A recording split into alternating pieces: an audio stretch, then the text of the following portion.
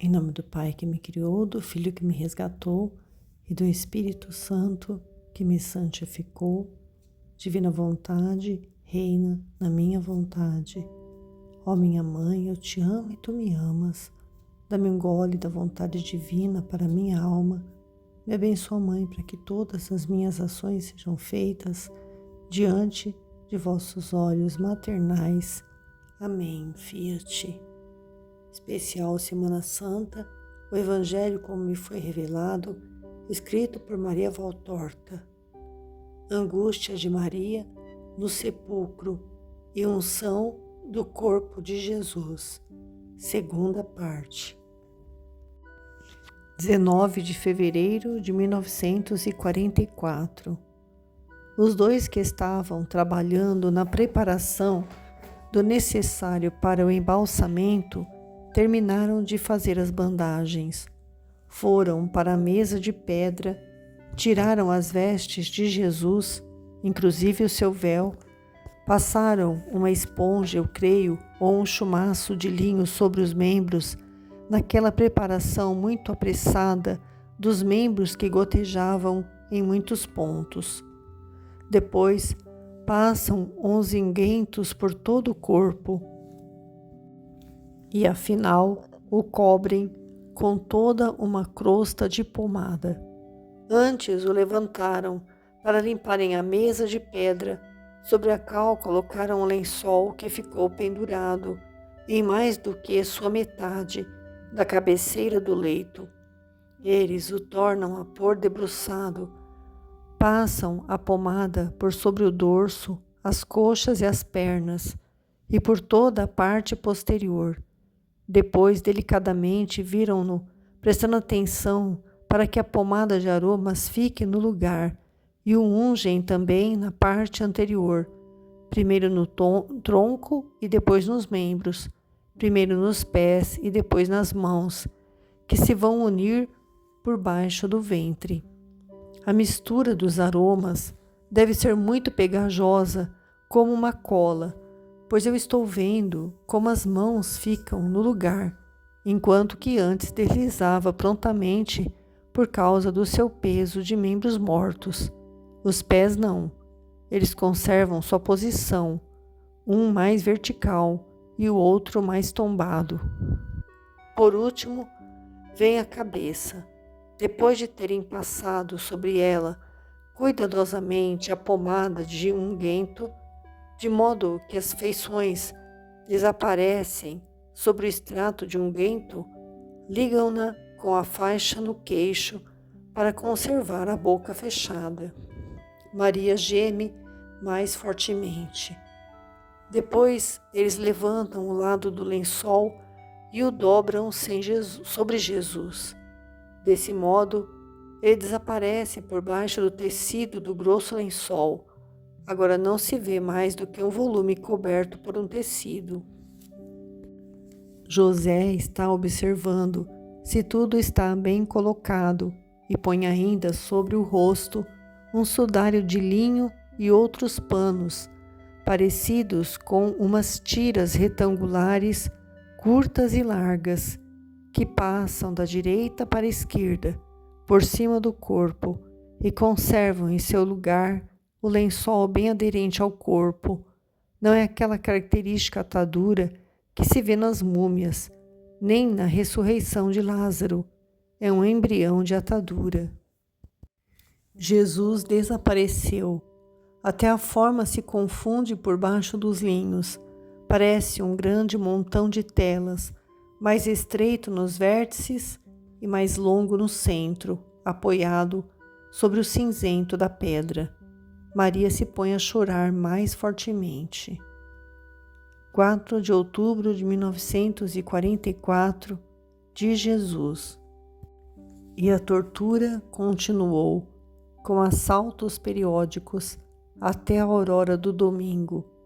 Eu tive na paixão somente uma tentação, mas a mãe, a mulher, expiou pela mulher, culpada de todos os males, muitas e muitas vezes. E Satanás, contra-vencedora, desencadeou-se cruelmente com uma ferocidade 100 vezes maior. Maria o tinha vencido. Por isso, contra Maria foi a mais forte das tentações, tentação para a carne da mãe, tentação para o espírito da mãe. O mundo crê que a redenção terminou com o meu último suspiro.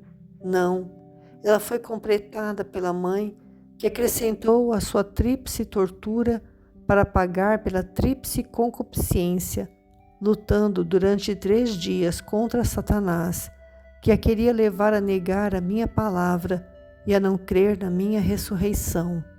Maria foi a única que continuou a crer.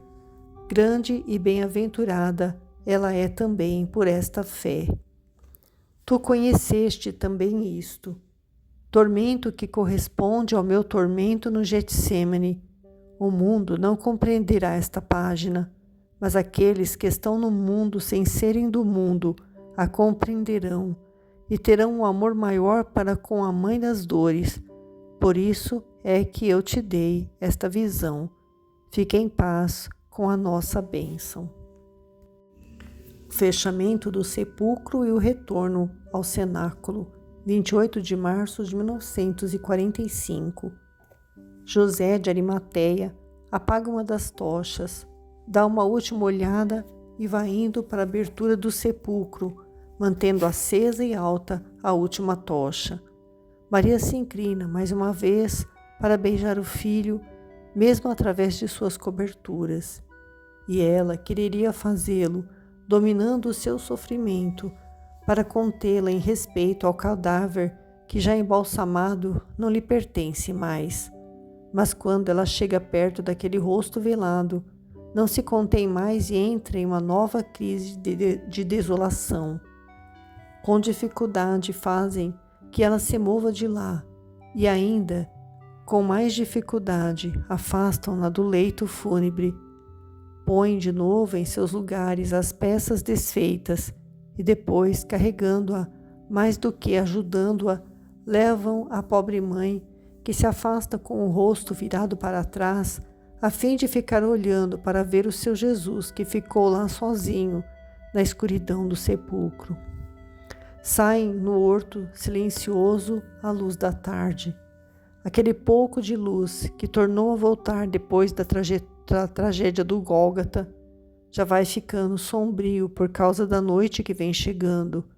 E lá, por baixo das ramagens frondosas, ainda quase nuas de folhas e mal formadas, onde agora só se veem os capuchos brando-rosados das macieiras, estranhamente atrasados neste pomar de José, enquanto nos outros lugares já estão todas abertas de flores, já abertas e já até fecundadas em minúsculas esferas, a mais penumbra do que em outros lugares.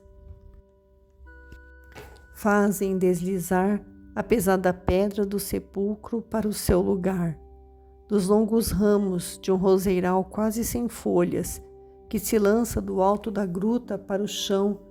Parece que estão batendo naquela porta de pedra e dizendo: por que te fechas diante de uma mãe que está chorando? E talvez eles parecem chorar suas gotas de sangue naquelas pétalas vermelhas que estão caindo, com as corolas que estão espalhadas ao longo da pedra escura, com os botõezinhos ainda fechados que batem contra a rígida abertura. Mas logo outro sangue vem lavar aquela porta sepulcral, formando um outro pranto.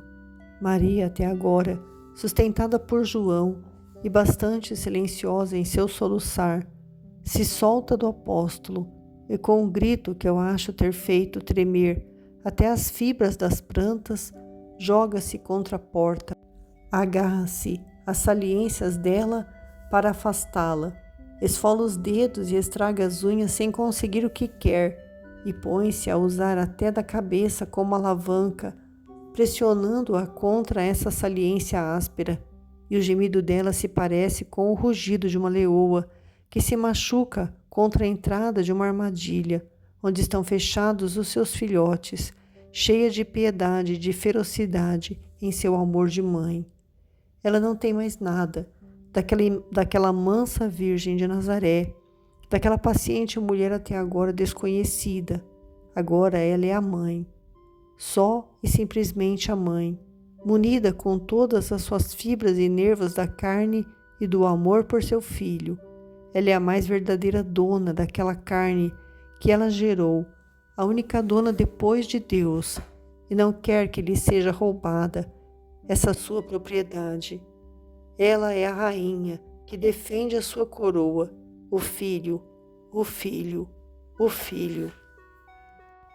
Toda rebelião e rebeliões que durante 33 anos qualquer outra mulher teria tido contra a injustiça do mundo para com seu filho, todas as atrocidades santas e lícitas que qualquer outra mãe teria cometido durante aquelas últimas horas para ferir e matar com as mãos e com os dentes os assassinos de seu filho, todas aquelas coisas que ela, por amor do gênero humano, sempre dominou, agora se agitam em seu coração, fervem em seu sangue, mas mansa até mesmo em sua dor que a enlouquece.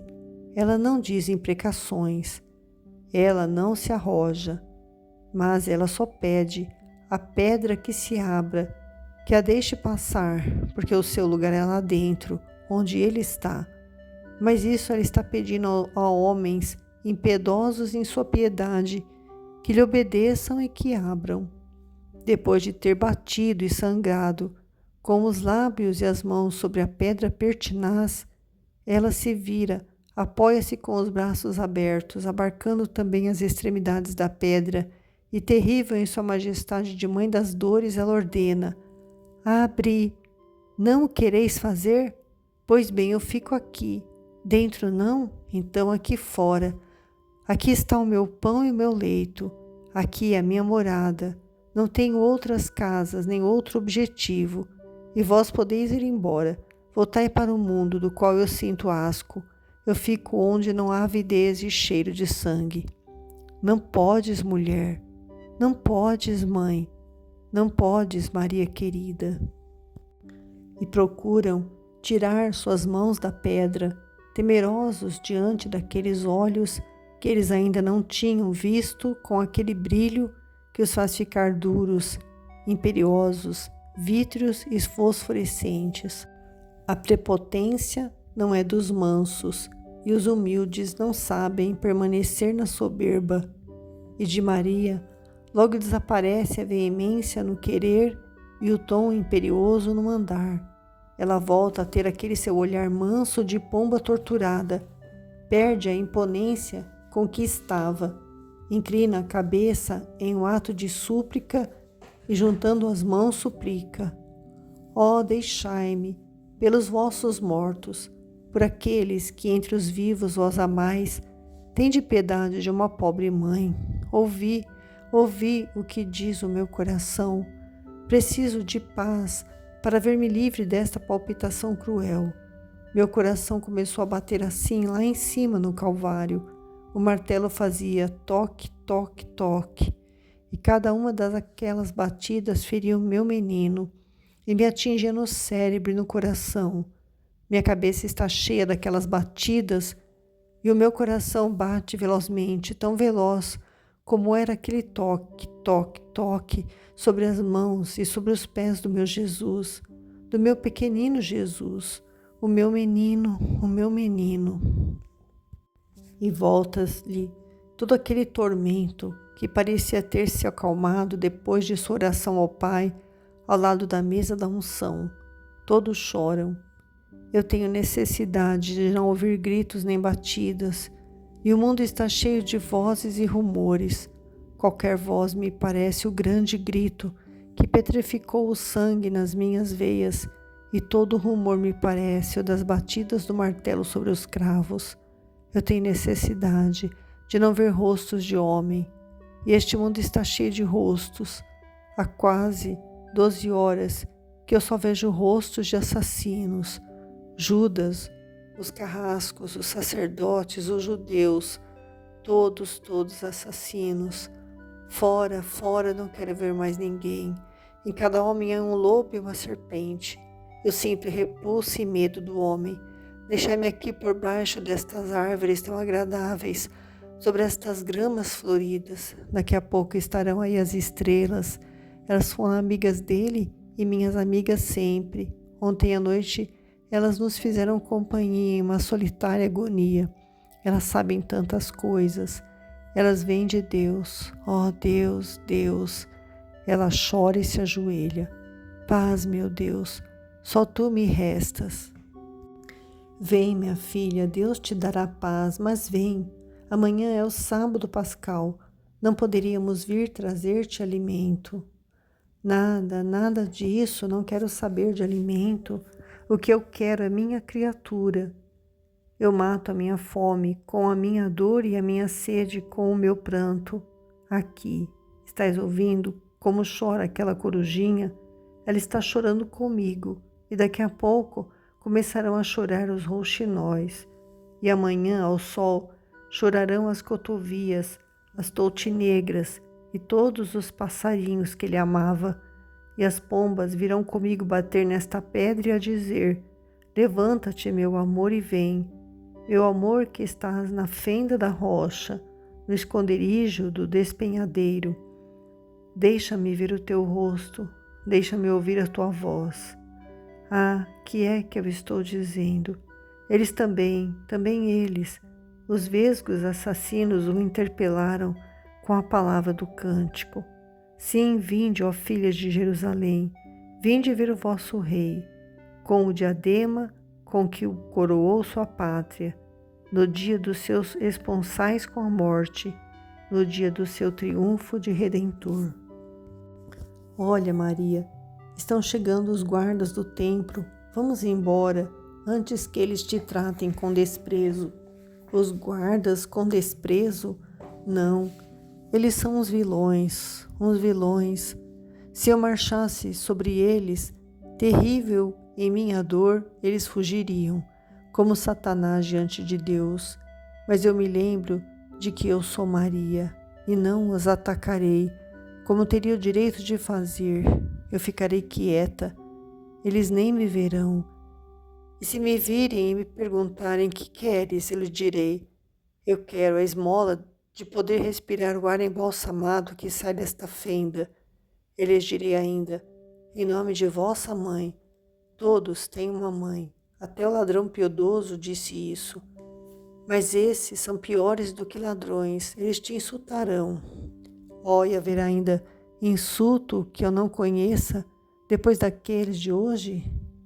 É Madalena quem acha o motivo capaz de fazer que a mãe das dores consista em obedecer. Tu és boa, és santa e tens fé, e és forte. Mas nós, que é que somos? Tu o estás vendo. Somos em maioria fujões, os sobreviventes medrosos. A dúvida que já há em nós tomaria conta de nós. Tu és a mãe. Não tens somente o dever e o direito sobre teu filho, mas o dever e o direito sobre o que pertence ao filho.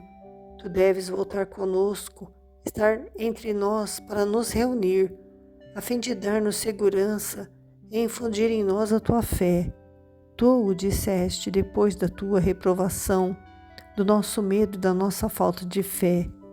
Mais fácil será para ele ressurgir se estiver livre dessas inúteis bandagens. Eu te digo, se nós conseguimos reunir-nos com fé na ressurreição, mais depressa ele ressuscitará e nós o evocaremos com o nosso amor. Mãe, mãe do meu Salvador, volta conosco, tu que és o amor de Deus, para ensinar-nos este amor.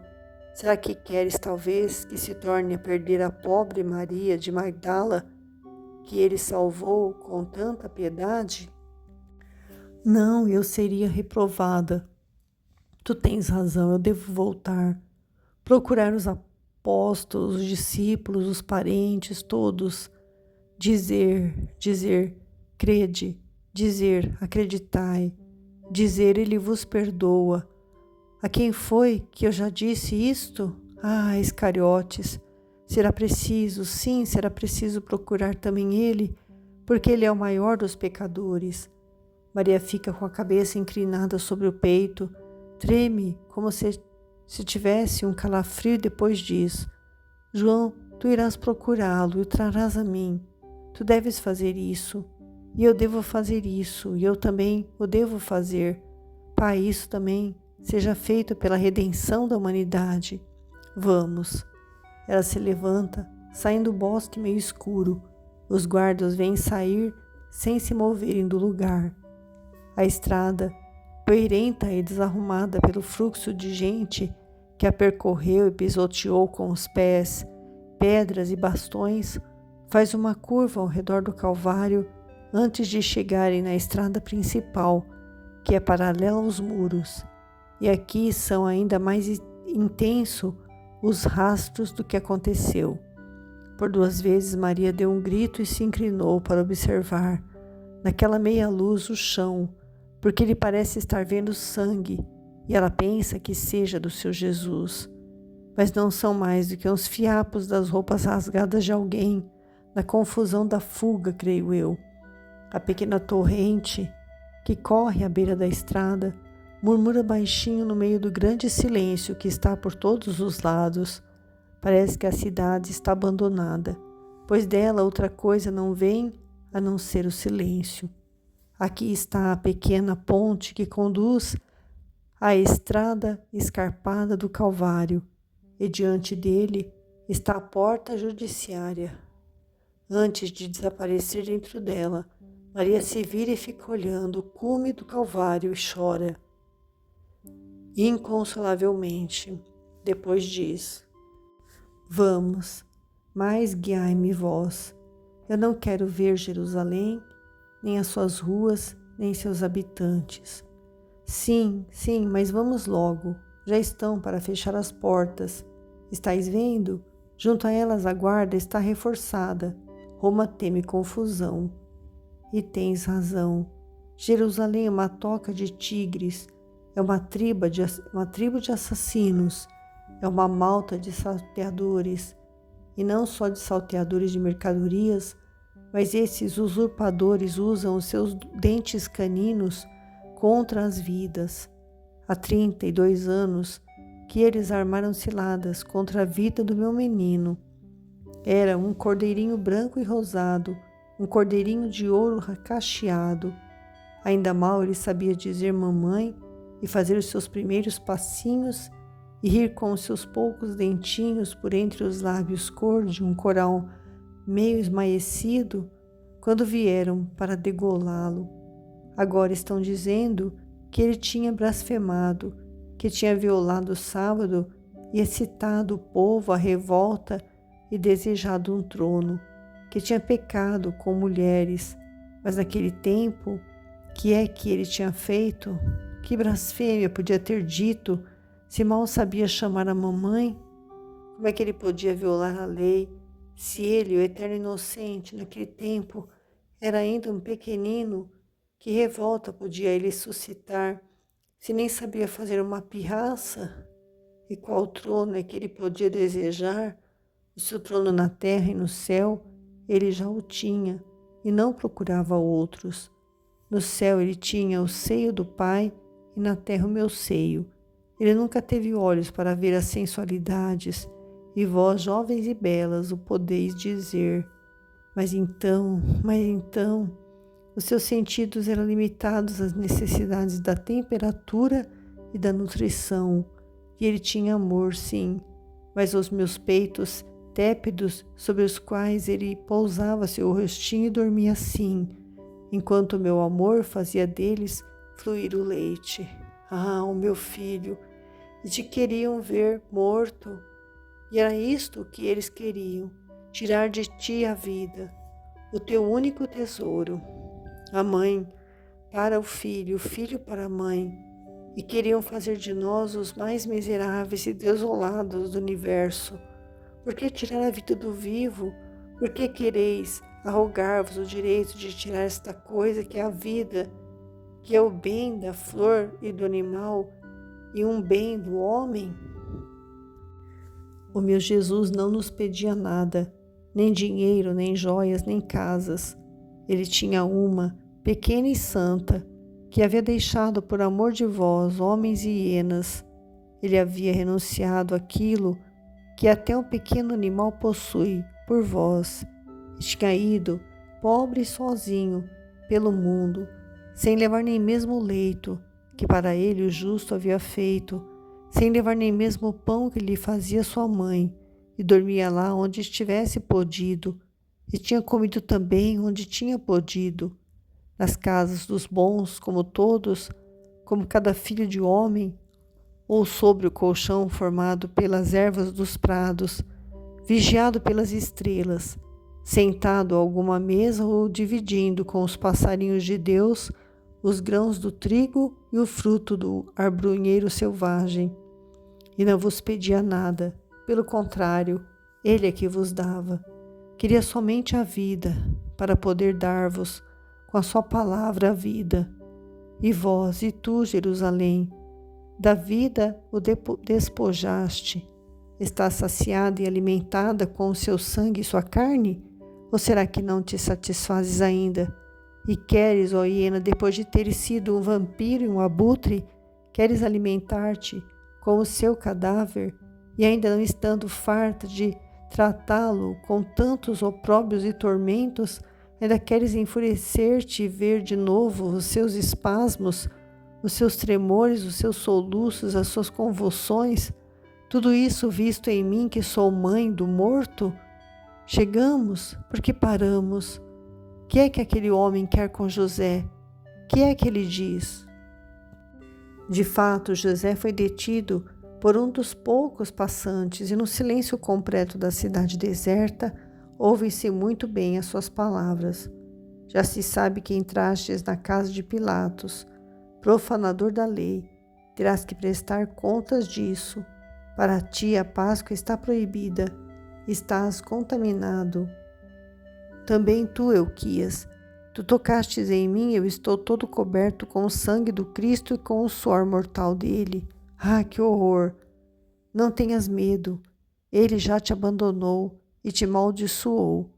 Mas tu também estás maldito, e não fiques pensando agora que estás de amores com Pilatos, que poderás surrupiar o cadáver. Já tomamos providências para que o jogo se acabe. Nicodemo se aproximou lentamente, enquanto as mulheres ficaram paradas com João, encostadas ao fundo de um portão que está fechado. Nós vimos, responde José. Velhacos, tendes medo até de um morto, mas do meu morto e do meu sepulcro eu faço o que eu quero. Veremos, eu apelarei a Pilatos. Sim, agora estás praticando fornicação com Roma. Nicodemos vai para a frente. É melhor com Roma do que com o diabo, como vós fazeis, ó deicidas. E afinal, diz-me uma coisa, como é que vais criando penas nas asas de novo? Há pouco tu fugias, dominado pelo terror. Já está passando aquilo? Não te basta tudo o que já tiveste? Uma casa tua não se incendiou? Treme, o castigo ainda não terminou, pelo contrário, agora é que ele vai começar. Como a nêmesis dos pagãos, ele te está ameaçando. Nem guardas, nem selos impedirão o vingador de levantar-se e castigar. Maldito! Euquias sai de lá e vai incomodar as mulheres. Ele compreende e diz um insulto pesado a Maria. João nada diz. Dando salto como uma pantera, ele o agarra e o derruba, e segurando-o apertado com os joelhos, as mãos em seu pescoço, lhe diz: pede-lhe perdão ou eu te estrangulo, demônio. E só o larga quando o outro, apertado e meio estrangulado pelas mãos do João, grita: perdão! Mas o seu grito chamou a atenção da guarda. Alto lá! Que é que está acontecendo?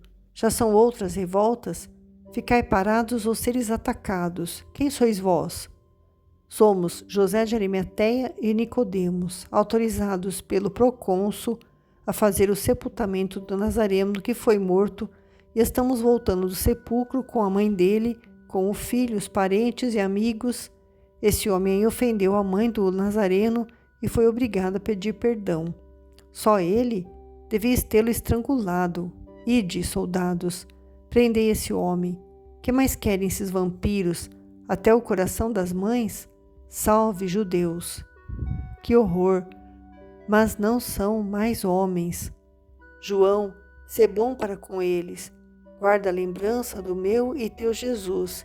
Ele nos ensinava a perdoar. Mãe, tu tens razão, mas eles são os delinquentes e me fazem perder a cabeça. São sacrílegos e te ofendem. Eu não posso permitir isso. São delinquentes, sim, e sabem que são. Olha como são poucos pelas estradas, e esses poucos se esquivam furtivamente.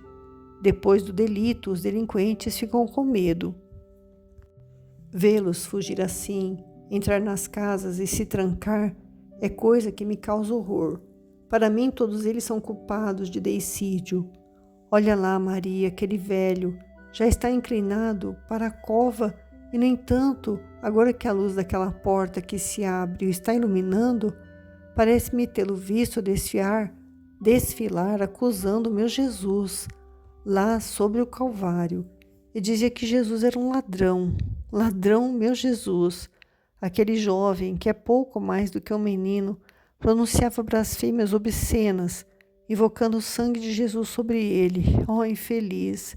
E aquele homem, tão musculoso e forte, será se não bateu nele? Oh, eu nem quero ver. Olhai sobre os rostos deles, se sobrepõe o rosto de suas almas. Já não tem mais a figura do homem, mas a de demônios. Eles eram tão corajosos contra o amarrado pregado na cruz, e agora fogem, escondem-se, trancam-se. Eles têm medo. Medo de quem? De um morto? Para eles, ele não passa de um morto, pois eles negam que ele seja Deus. De que é, então, que eles têm medo? Para quem que eles fecham as portas? Ao remorso? À punição? Mas não adianta. O remorso está em vós e vos acompanhará eternamente. E a punição não é humana. Para nada servem as fechaduras e os bastões, as portas e as trancas contra ela. Ela desce do céu, vem de Deus, vingador do seu imolado, e penetra além das paredes e das portas, e com a sua chama celeste vos põe uma marca para o castigo sobrenatural que vos espera. O mundo verá o Cristo, Filho de Deus e meu. Verá aquele que vós transpassastes, mas vós estareis para sempre marcados como os Caíns de um Deus, marcados como o opróbrio da raça humana. Eu que nasci de vossa raça, eu que sou a mãe de todos, devo dizer que para mim, que sou vossa filha, fostes pior que padrastos, e que no incontável número dos meus filhos sois os que mais me causam labuta ao acolher-vos, porque estáis sujos pelo delito contra o meu filho. E não vos arrependeis disso, dizendo: Tu eras o Messias, nós te reconhecemos e te adoramos. Mas aí está outra ronda romana. O amor não está mais sobre a terra, a paz não existe mais entre os homens, e o ódio e a guerra se agitam como aquelas duas tochas fumarentas. Os dominadores têm medo da multidão desenfreada. Eles sabem por experiência que quando aquela fera, que se chama homem, sente o gosto do sangue, fica desejosa de matança. Mas não tenhais medo deles. Eles não são leões nem parentes reais. São umas desprezíveis hienas. Avançam contra o cordeiro inerte, mas têm medo do leão armado com suas lanças e autoridade. Não tenhais medo desses chacais rastejantes. O vosso passo de homens armados os põe em fuga, e o brilho de vossas lanças os faz ficar mansos como coelhos. Aquelas lanças, uma delas foi a que abriu o coração do meu filho. Qual delas? Vê-las é como uma flecha no coração. Contudo, gostaria de tê-las todas nestas mãos, que treme para ver qual é que ainda tem sinais de sangue, e dizer: é esta. Dai-me, ó soldado, dai-me essa lança, ó mamãe, lembrando-te de tua mãe, que está longe, e rezarei por ela e por ti. Nenhum soldado manegaria, porque eles, os homens da guerra, foram bons durante a agonia do filho e da mãe. Oh, por que lá em cima não penseis nisso? Eu era como alguém a quem bateram na cabeça. Estava atordoada com aqueles golpes. Oh, aqueles golpes! Quem dera que eu não os ouvisse mais aqui nesta minha pobre cabeça. A lança, como eu a quereria. Nós poderemos ir procurá-la, Maria. O centurião me pareceu muito bom para conosco.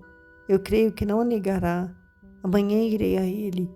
Sim, João, eu sou pobre e tenho pouco dinheiro, mas me privo dele até o último centavo para conseguir aquele ferro. Oh, como é que eu pude deixar de pedir-lhe naquela hora? Maria, querida, nenhum de nós sabia daquela ferida. Quando tu a viste, os soldados já estavam longe. É verdade, eu estou meio estonteada pela dor. E as vestes? Não tenho nada dele. Eu daria o meu sangue para tê-las. Maria chora de novo, inconsolavelmente. E assim, ela chega à rua onde está o cenáculo. E já é tempo porque ela está exausta. E vem se arrastando como uma velha já decrépita. E ela o diz: coragem, já estamos chegando. Já estamos chegando. Será tão curto o caminho que esta manhã me parecia tão longo? Esta manhã? Será que foi esta manhã? Não fará muito tempo? Quantas horas e quantos séculos se passaram desde que eu entrei aí ontem à noite e desde que eu saí nesta manhã? Serei eu mesma a mãe com 50 anos ou uma velha com 100 anos, uma mulher de outros tempos, rica de séculos, sobre os ombros curvados e sobre a cabeça já toda encanecida? Parece-me ter passado por toda a dor deste mundo e que ele esteja todo sobre as minhas costas, que já se vão arqueando pelo peso. É uma cruz imaterial, mas muito pesada, como uma pedra, talvez mais pesada ainda do que a do meu Jesus, porque eu carrego a minha e a dele, com a lembrança de suas torturas e com a realidade da minha tortura. Vamos entrar, pois é preciso entrar, mas não é um conforto, é um aumento de dor. Por esta porta foi que entrou meu filho para sua última refeição, e por ela foi que ele saiu para o encontro da morte, e teve que pôr o seu pé lá onde o traidor tinha posto dele, quando saiu para ir chamar os captores do inocente. Diante daquela saída foi que eu vi Judas. Eu vi Judas e não o amaldiçoei, mas lhe falei como uma mãe angustiada pelo filho bom e pelo malvado. Eu vi Judas, eu vi o demônio nele. Eu que sempre mantive Lúcifer preso sob o meu calcanhar e olhando só para Deus, não abaixei o olhar para Satanás. Conheci o rosto dele ao olhar para o traidor. Eu falei com o demônio e ele fugiu, porque não suporta minha voz. Será se o deixou agora, de modo que eu possa falar com aquele morto e eu, a progenitora, possa tornar a concebê-lo com o sangue de um Deus, a fim de dá-lo à luz para a graça? João, jura-me que o procurarás e que não serás cruel para com ele, pois eu não o sou. Eu que teria o direito disso. Oh, deixai-me entrar naquele salão onde meu Jesus tomou sua última refeição, onde a voz do meu menino disse as suas últimas palavras. Em paz. Sim, nós iremos. Mas agora olha, vem cá, para onde estávamos ontem. Descansa. Saúda José e Nicodemos que se retiram. Eu os saúdo sim, ó, eu os saúdo e lhes agradeço e os abençoo. Mas vem, tu o farás melhor. Não aqui, José, ó, eu não conheci ninguém com este nome que não me amasse. Maria de Alfeu tem uma crise de choro. Não chores. Também o teu José era por amor que o teu filho errava. Ele queria dar-me uma paz humana, mas hoje tu o viste. Ó, todos os José são bons para com Maria.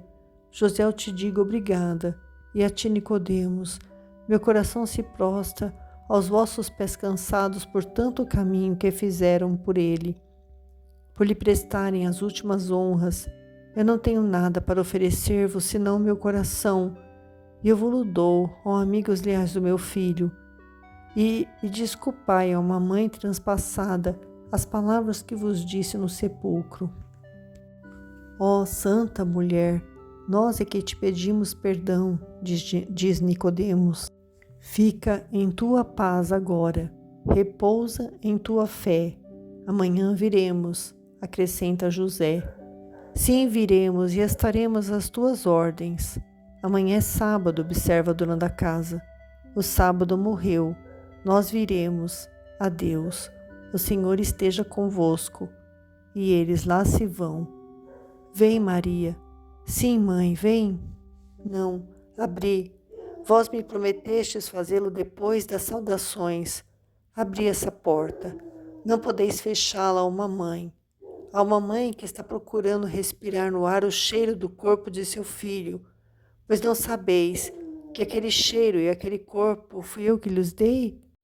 Continua na parte 3.